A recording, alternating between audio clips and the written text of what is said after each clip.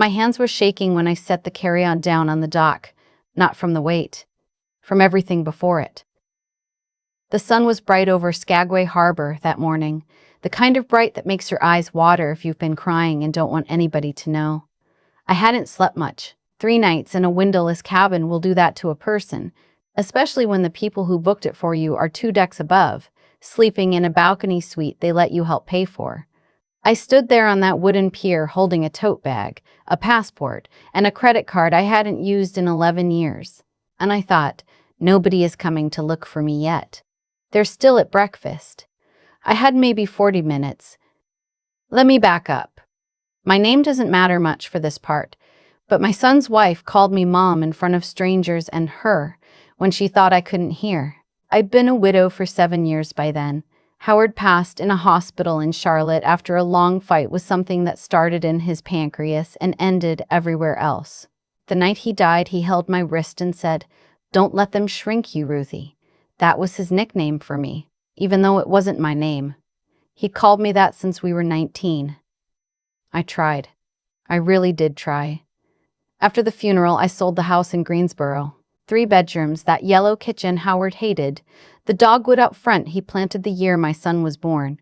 I sold it because rattling around in there felt like wearing somebody else's coat, and because my son said it made sense. He said, "Come live near us in Tampa, Mom. We'll find you a little condo. The kids miss you." The kids did miss me back then. They were 8 and 10, and they still climbed in my lap. The condo turned into a guest room. That's not what was discussed. What was discussed was independence.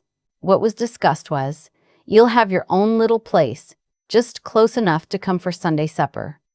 What happened was, my daughter-in-law found a guest suite at the back of their house in Brandon and said, "Why pay rent when family is family?" And I, fool that I am, said yes because I had just packed up 41 years of marriage into a U-Haul, and I was so tired I could barely see straight. I should have rented my own place. I knew it at the time. I knew it the first week when she rearranged my dishes in the cabinet without asking and put my mother's gravy boat on a shelf so high I needed a step stool to reach it. I knew it the first month when my son asked if I'd mind picking the kids up from school on Tuesdays and Thursdays, just till they got settled, and Tuesdays and Thursdays became Monday through Friday, and also Saturday mornings for travel soccer. I knew it. I just didn't know how to undo it. There's a way these things happen. Slow, like a kettle that hasn't quite started to whistle. You tell yourself the steam is something else. You tell yourself it's the dishwasher. The cruise was her idea. My daughter-in-law's. She brought it up at Easter, sitting at the kitchen island with her wine glass, scrolling on her phone. Alaska in July, she said. 10 days, the whole family. Wouldn't that be something, Mom? I said it sounded lovely. She said it wasn't cheap, of course, but it would be once in a lifetime, and her parents had done one years ago and still talked about it. She said the kids were getting older and pretty soon they wouldn't want to do family things anymore. Then she said, "Now, of course we'd love for you to come. It just depends on, logistics." I said, "What kind of logistics?" And she gave me that smile she gives. The one where the corners of her mouth go up but nothing else moves. Well, the suites we're looking at are pretty expensive. We were thinking if we all chipped in, it'd be more doable. I asked her what chipped in meant. She said, "Well, since you'd have your own cabin anyway, maybe you cover that one." And then we split the excursions and dinners, like a real family trip. I said, "All right." Howard would have known what to say. Howard would have said, "Sweetheart, that's not how this works. You don't invite a person on a trip and then hand them the bill." But Howard was in a cemetery in Charlotte, and I was sitting at a kitchen island in Tampa hoping my grandkids would still want to play Scrabble with me. I paid for my cabin. I paid for half of theirs too, because somehow that became part of it. I paid for the excursion package, all 4 of us, because the kids needed wetsuits or zip lines or whatever it was that week. And Daniel, that's my son, said money was tight on account of the new pool he and Brittany had just put in. I almost laughed when he said that. The pool. The $80,000 pool with the swim-up bar on a credit line, while he asked his widowed mother to subsidize a vacation. But I didn't laugh. I wrote a check. By the time we boarded the ship in Seattle, I had paid out close to $16,000. I didn't tell my friends back home. I didn't tell anybody. I told myself this was what grandmothers did. I told myself my own mother would have done the same. That's a lie I told myself a lot in those years. My own mother would never. My own mother once threw a casserole dish at my father for raising his voice at her in front of the grandkids. My own mother was 4'11" and made of iron, and I was not her. The first night on the ship, I unpacked in a cabin the size of a walk-in closet. No window. The air vent hummed like a refrigerator. I sat on the bed and listened to Brittany 3 doors down, telling the kids how amazing the balcony view was, how you could see the whole harbor. Oh my God, you guys come look. I told myself, you're being a baby, you're inside. Inside is fine. Inside is, what, $800 cheaper. That was the first night. By the third night, I was watching their dog. Not their dog. They didn't bring the dog. The dog was at a kennel in Tampa. I was watching their kids. Brittany and Daniel had booked a couple's dinner at the steakhouse on Deck 9. Adults only. 2.5 hours. Could I just sit with the kids? Order room service, watch a movie. You know the drill. I knew the drill. I knew the drill. The kids didn't want to sit with me. They were 13 and 15 by then, and they wanted to be at the teen lounge with their friends from the ship. So actually, what would happen is, I'd be alone in a cabin the size of a closet while Danielle and Brittany ate $120 ribeye, and the kids did whatever 13 and 15-year-olds do on a cruise ship at 10 at night. I said, of course, y'all have a wonderful time. I ate a turkey sandwich from the buffet because room service had a charge, and Brittany had mentioned, very casually, that maybe we should all try to keep the incidentals down. Day 4 was Juneau. Whale watching. Big excursion.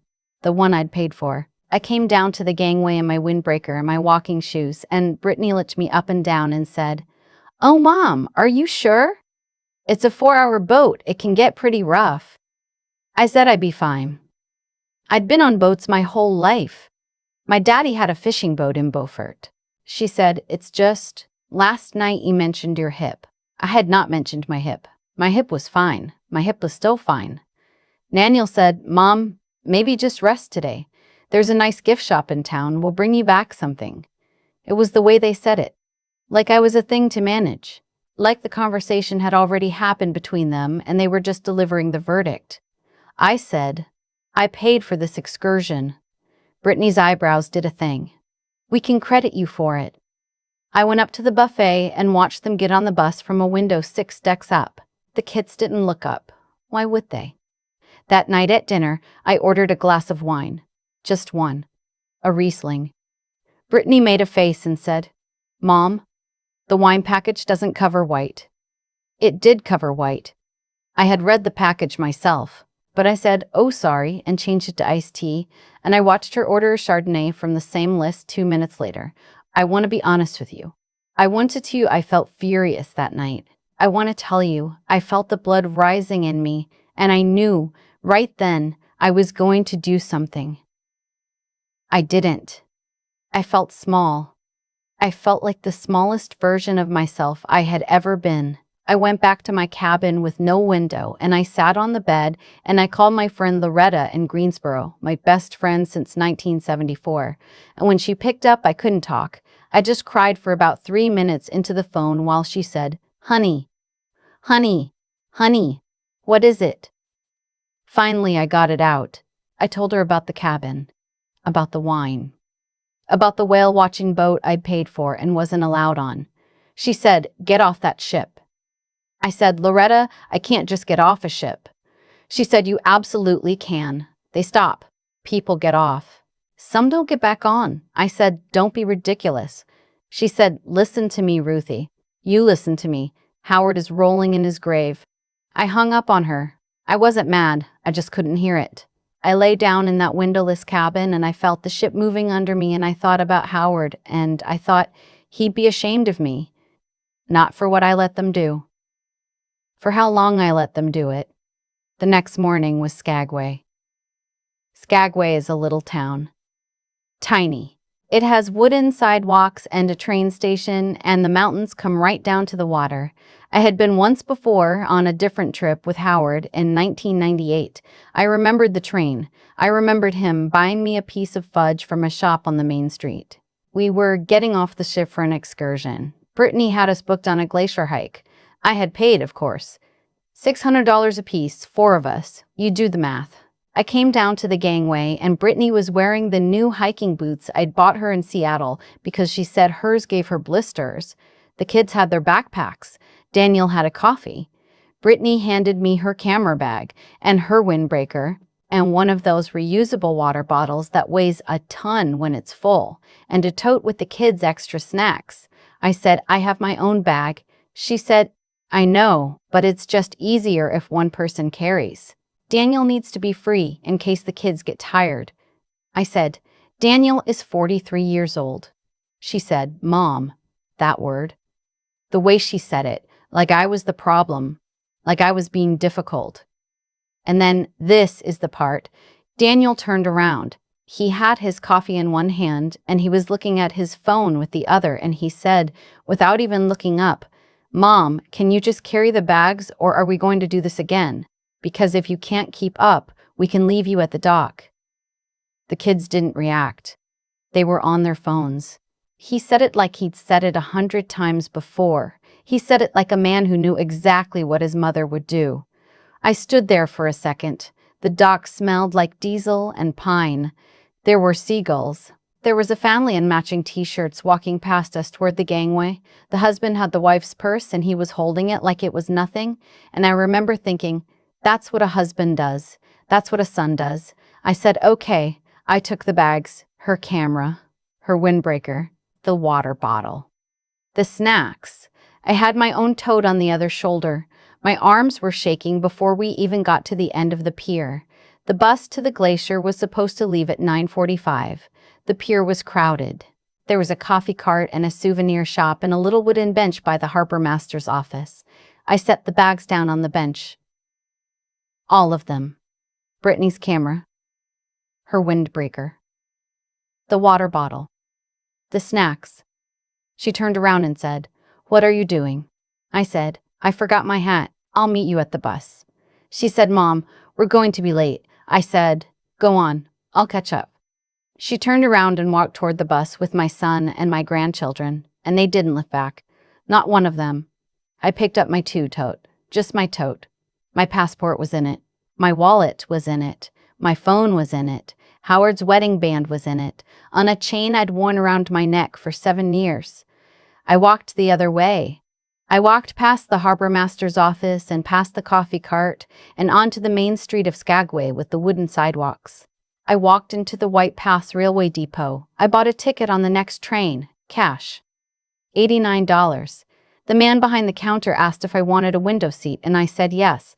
Please, the right side. I remember the right side has the better view. He smiled. He said, First time? I said, Second. The train left at 10:15. I sat by the window and watched Skagway get smaller. The ship was a white thing in the harbor, the size of an apartment building, getting smaller too. I thought about the bus. I thought about Brittany getting to the parking lot and not finding me and turning to Daniel and saying, Where is she? I thought about Daniel saying, She'll be along, you know how she is. She'll be along, you know how she is. She'll be along, you know how she is. The train climbed into the mountains. The conductor came through and punched my ticket. He had white hair under his cap and he called me ma'am in a way that didn't feel like an insult. I bought a coffee from the cart. $5. I drank it slowly. In Fraser, I switched to a motor coach that took me to Whitehorse. From Whitehorse, I caught a flight the next morning to Vancouver. I paid for everything on the credit card I hadn't touched in 11 years. The one I'd kept in my name after Howard died because something in me, even then, said, Keep one thing that's only yours. By the time my phone started ringing, I was in a hotel room in Vancouver looking at the harbor. I didn't answer the first call, or the second, or the seventh. On the 8th, I picked up. It was Daniel. He was furious. He was scared, too. I could hear that under the furious. He said, Mom, where are you? What is wrong with you? We've been looking for 2 hours. Brittany is hysterical. The ship is about to leave port. You need to get back to the dock right now. I said, I'm not coming back. He said, what? I said, I'm not coming back to the ship. I'm not coming back to Brandon. I'm going home. He said, what are you talking about? You live with us. This is your home. I said, no. Your guest room is your guest room. I'm going home. He said, Mom, you're not making sense. Did something happen? Did you fall? Is this a stroke? Are you having a stroke? I almost laughed. I really almost did. I said, Daniel, I'm fine. I am completely fine. I'm in a hotel and I have my passport and my wallet and I'm going to call Loretta in the morning and figure out the rest. Please do not call the police. I am a grown woman and I have left of my own free will, and if you send anyone after me, I will tell them exactly that. He said, Mom, I said, tell Brittany she can mail me my things. I'll send her an address when I have one.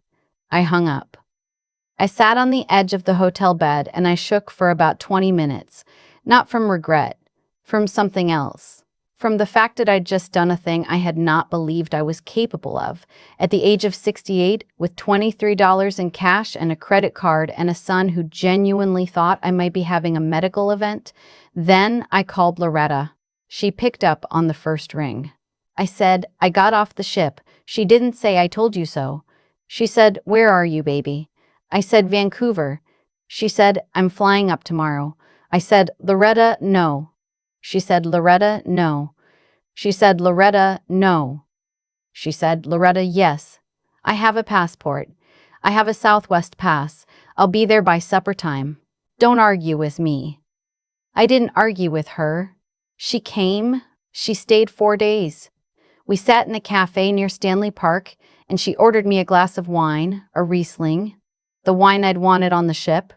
And she said, drink it, Ruthie. The whole damn glass. I drank the whole damn glass. We walked along the seawall. We talked about Howard. We talked about her husband, Marvin, who'd passed 2 years before mine. We talked about her daughter in Raleigh, who calls her every Sunday, and her son in Phoenix, who doesn't. She said, Ruthie, you have got to stop being available. You are not a fire extinguisher. You don't have to hang on a wall waiting for somebody to need you. I said, what do I do? She said, you come home. Not to Tampa. Home. So I did. I flew to Charlotte. I rented a small apartment in a place I won't name, near a park, near a library, 2 bedrooms, in case Loretta wanted to come stay, which she did and does. I had a moving company pack up my things from Brittany's guest suite. I sent Brittany a check for half of the moving costs, which was generous of me, and a note that said, please leave the boxes in the driveway. The movers have the schedule. I did not see Daniel for 14 months. He called, he emailed, he sent flowers twice. The first round of calls were angry. The second round were pleading. The third round, the ones that started about 4 months in, were something else. They were quieter. He left a voicemail one night that I listened to 3 times. He said, Mom, I think I've been a terrible son and I don't know how to stop. I don't know what Brittany has done to me. I don't know what I let her do. I cried at that one. I'm not made of stone. I didn't call him back for another 5 months. I needed the time. I needed to build the shape of a life that didn't have a guest room door in it. Eventually, he flew up. Alone. No Brittany. He sat at my kitchen table in Charlotte, and he ate the chicken and dumplings I made him, the way I used to make them when he was 8, and he cried. He's 44 years old, and he cried into a paper napkin. He asked if I would come back. I said no. He asked if I would forgive him. I said I was working on it. I said forgiveness wasn't a switch. I said I loved him. I said I was always going to love him. But I said I had given my whole life to other people's comfort, and I was not going to give the rest of it to anybody's, not even his. He nodded. He didn't fight me on it. I don't know if that was growth or exhaustion, but I'll take it. We have a different relationship now. He calls every other Sunday. He flies up twice a year, alone, sometimes with the kids. The kids are different with me now. They're older. They look me in the eye. They're older. They look me in the eye. My granddaughter, who's 17, told me last Thanksgiving that she had been ashamed of how her parents treated me. She said it in the kitchen, just the two of us, with her hands wrapped around a mug of cocoa. She said, "Grandma, I'm sorry I didn't say anything on the ship." I said, "Sweetheart, you were 13. It wasn't your job." She said, "Whose job was it?" And I didn't know what to say, so I just hugged her. And I held on a little longer than usual, because I wanted her to feel something she hadn't seen modeled in her own house, a woman who knew when to hold on and when to put it down. Brittany and I do not speak. I want to tell you I'm above that, but I'm not. She sent me a Christmas card the year I left, and I threw it away unopened. She sent another the next year, the one with the family photo, the four of them in matching pajamas in front of a tree, and I threw that one away too. Maybe one day. I don't know. My daughter-in-law is not my problem to solve. I figured that out somewhere around month 8 in Charlotte. The reason she could treat me the way she did is because I let her. Because for 41 years I'd been the woman who handled things, who carried things, who absorbed things. I made it easy for her. I made it easy for all of them. I'm not easy anymore. I am, in fact, a little bit difficult. I say no without explaining. I order the wine I want. I do not pick up phones I do not want to answer. I keep my own credit card in my own name, and I never, ever, ever co-sign a thing again. I want to tell anybody who's listening, if anybody is, something my husband Howard told me on the last clear night of his life, and I don't think he meant for me to use it like this, but here it is. He said, "Don't let them shrink you, Ruthie." I let them. I let them for years. I let them shrink me down to a piece of luggage on a wooden pier in Alaska. And on that pier, with my arms shaking and my son not even looking at me, something in me, finally, set the bags down. Anybody can do it. You don't need a cruise ship. You don't need a son who says the wrong thing on the wrong morning. You need a tote bag and a credit card and one friend who'll pick up on the first ring. That's the whole list. You can set them down. You're allowed to. And if you're 68 years old and you're sitting in a guest room that was supposed to be a condo and you're reading this on a phone somebody else is paying the bill for, hear me when I say it. You are allowed to put it down. You are allowed to walk away. You are allowed to take the train. I took the train. The right side has the better view. It still does. I think about that pier in Skagway almost every morning. Not in a heavy way. More the way you remember the moment your life cracked open a little. The bench. The seagulls. My son not turning around. What I've come to understand, sitting in my own kitchen in Charlotte at 69 years old, is that nothing on that dock happened by accident. Every single thing Brittany said to me, every dismissal from Daniel, every windowless cabin and uncovered glass of wine was the harvest of seeds I had planted myself for years without meaning to. When Howard died and I sold our house and moved into their guest room, I was not generous. I was afraid. I was a woman who did not know how to be alone, so I made myself useful instead. And usefulness, I learned the hard way, is not the same as love. Usefulness is a transaction. Once you start paying, people forget you were ever supposed to be a guest. The cause was mine. The effect was theirs. That's a hard thing to sit with, but it's also the most freeing thing I've ever understood. Because if I made the bed, I could also unmake it. Nobody else had that power. Not Daniel. Not Brittany. Not even Howard, God rest him. What I want to say to anybody listening, especially the women who are my age and who recognize themselves somewhere in this story, is that walking away is not the brave part. The brave part comes before. The brave part is the quiet morning, weeks or months or years before you ever set anything down, when you finally tell yourself the truth about what's happening. That's the work. That's where character is built. Not in the dramatic moment on the dock, but in every small choice that comes after, when you have to keep choosing yourself even when nobody applauds and nobody calls. There's a kind of wisdom you can only earn late. You can't read it in a book. It is the knowing that being needed is not the same as being valued, and that the people who truly love you do not measure your worth by what you carry for them. My granddaughter understood that at 17. It took me until 68. I'm not ashamed of how long it took. I'm grateful I got there at all. If you're sitting in somebody's guest room tonight, in somebody's spare bedroom or back apartment or pull-out couch, and you feel small and you feel quiet and you feel like the furniture, I want you to hear me. You are allowed to take up space. You are allowed to want a window. You are allowed to drink the wine you ordered. And when the moment comes, and it will come because life is generous that way, life keeps offering us doors. You are allowed to put the bags down and walk in the other direction and never apologize for the weight you finally refuse to carry. That's all I've got. That's the whole sermon.